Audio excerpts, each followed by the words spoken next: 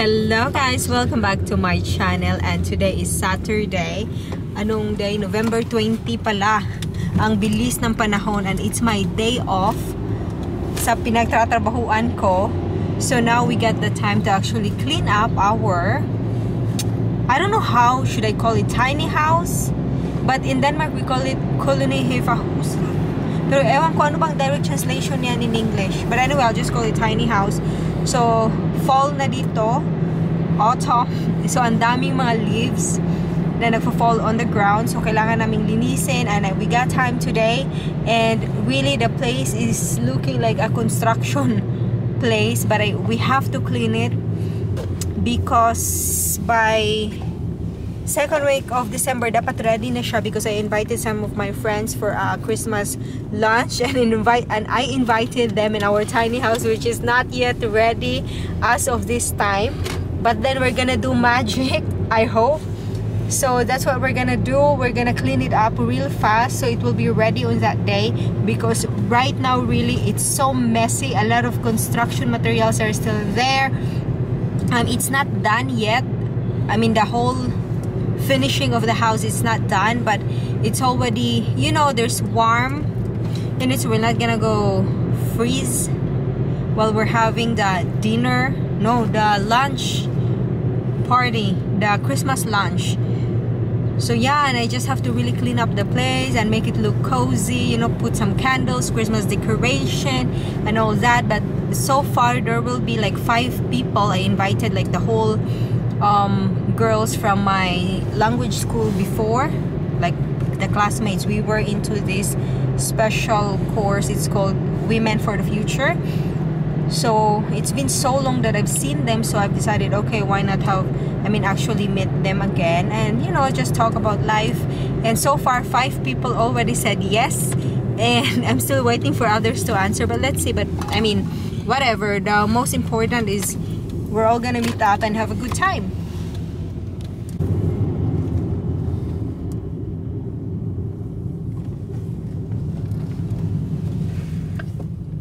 These are the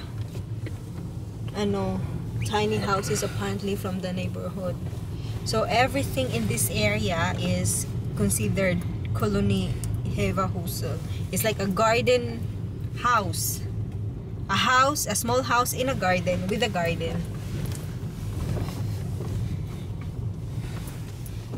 Guys, ito na yung binild namin from nothing. Itong aming tiny house na hindi naman, I don't think it's tiny, but I don't know exactly what to call it. But look at the mess.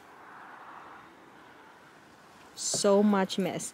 And this here, Martin covered it with, you know, this one because he didn't want to cut grasses. Yeah, but it's gonna be nice next year. It's just for now, it's a quick solution. Ganyan. Tapos yung plant daw, the whole thing here will be covered with, I don't know, flowers. Yung alam yung flowers na parang you just throw seeds and then they will grow like wildflower. Kasi nga, hindi naman talaga kami very good with gardening. Tapos dito daw, yung area na ito, you can see it's so messy. All this has to be removed because I want it to be ready when my friends are gonna come. So here, the plan for next year, it will be all grasses here. Grasses, but of course we will not remove those. That one should be clean. It's like, I don't know which is the plant and which is the weeds. That is a plant. That one, I don't know. Anyways, yan. And then yesterday, I was actually on top of the roof there and there because I needed to paint. Yeah, the side there.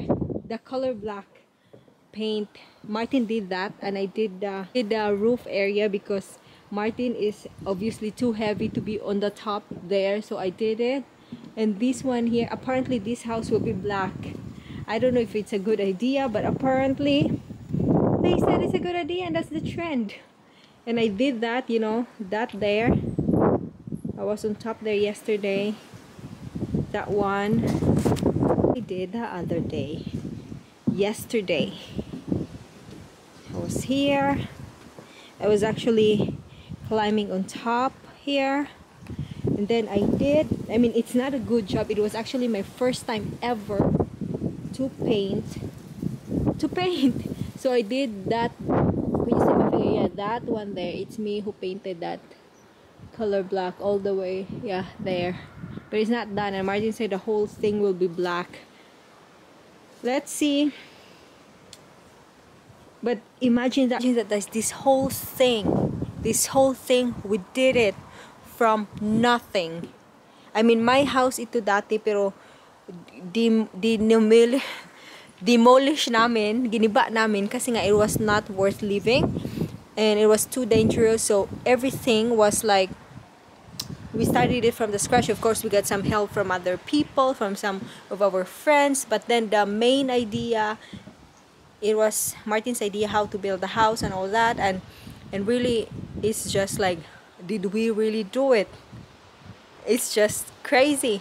And Martin, he doesn't have any construction experience at all, so everything he just watched it in YouTube, the drawings, everything, he watched everything. He was just searching and also asking people, you know, some people who know a little bit of this and that, so that what happened is just nice. It's almost done. It's just really needs some cleaning up.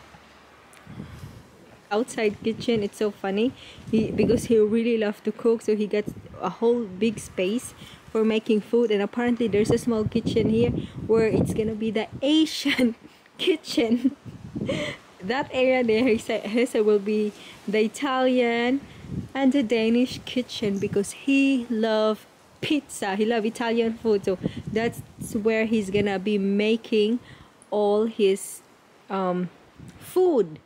You know, he will make, how you say, invent some food whatsoever. And then in this small corner, I think, what is this for? This is like a bit weird, very long there, so small here. And he said, oh, this is where gonna be the Asian kitchen is. It's so funny, but it's just too messy right now. I will show you this one. Actually, this one, this is a gift, and look at what happened. But I will fix that. I know how this one, see, I don't want to throw it away, because it actually got, it's a set, it got something like that, and I got 2 chairs, small chairs that will be, and then a table. So I just need to paint it. It will be my own project. We're gonna go here. This is I'm just talking and talking and talking, but really the main reason that we came here is because we need to clean. And this is, oh, it's still locked. I don't have the key. I don't know where Martin, I think he's outside talking with some friends, whatever. So anyway, this is the inside. Kita ba? Ay, sorry. It's still very messy. Pero ano na yan, guys, may heater na, ganyan. So yeah, we're gonna make magic. We're gonna make this place ready before December 12th, where my Christmas lunch is gonna be held. It's so cold. I will wear my ano ba, sweatshirt. It's, oh my god, I got an extra thing here. This is what you do when it's cold. You have to have extra clothing. So I always got an extra bag where I put, you know, whatever, sweatshirt, streak. Ito streak. Actually, ano to, guys, dati it's long, but then lumiit siya after nilabhan ni Martin. Hindi finalo yung ano ba? Hindi finalo yung instruction. But anyway, it's still warm. It's okay. Oh, wait lang. So now we're ready, because I'm just gonna be basically outside here and try to clean up. All the wood should be all together, and the trash, everything.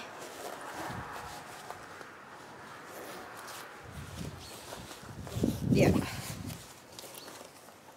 Okay, now we're ready to work.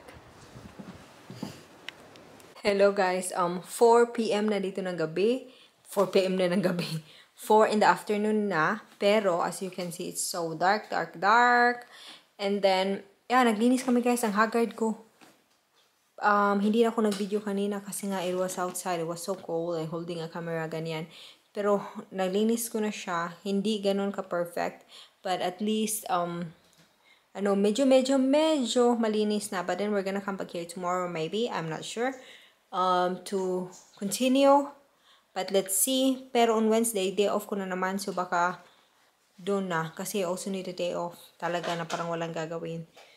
So, yun. See you later. Hello guys, and nakadating na din kami dito sa bahay. It's been a long day.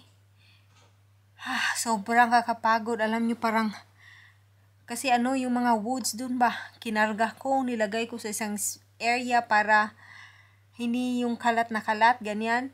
Pero hindi pa rin siya perfectly done, pero medyo okay na din kahit papano. And yeah, it's been a long day. Nakakapagod sobra. Yung ganito ko, ang sakit. Tapos yeah, it's cold, ganyan, pero I'm happy na nandito na kami sa bahay.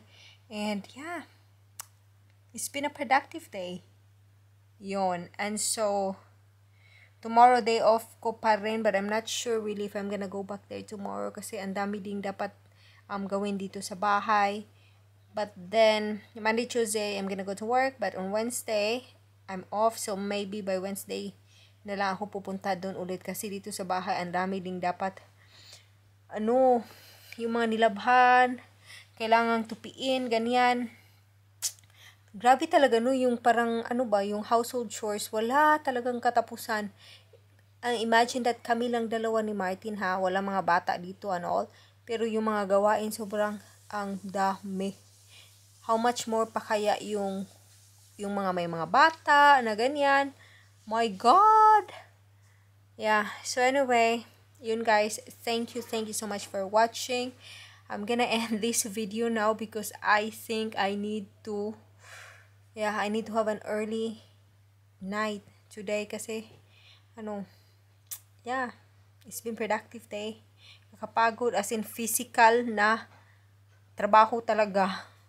Pero I'm happy na ginawa namin. So, yun. Thank you so much for watching and enjoy the rest of your day.